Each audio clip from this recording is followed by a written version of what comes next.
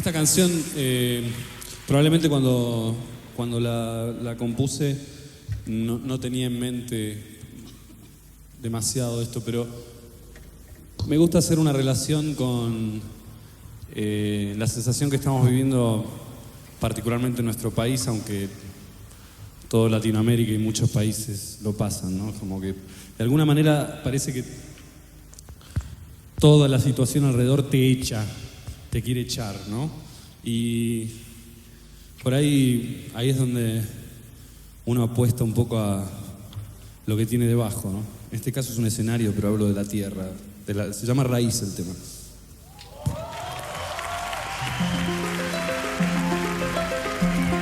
Concierto.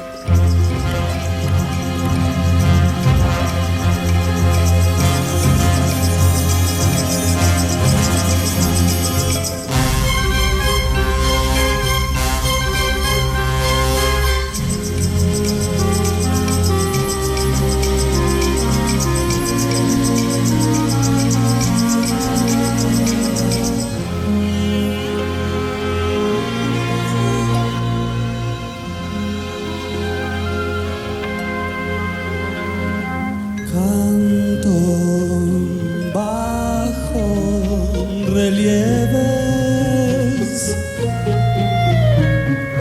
nave tierra, sigo tu voz, bailo brotado de ilusión, sueño tibio para los dos.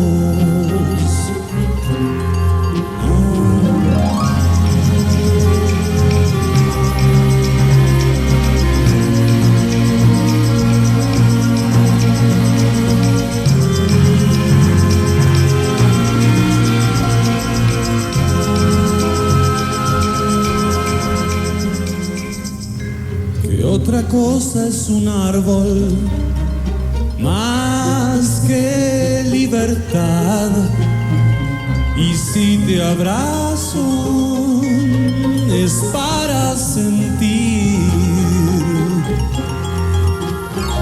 que a nuestro amor nunca podrán sacarlo de raíz, sacarlo de raíz.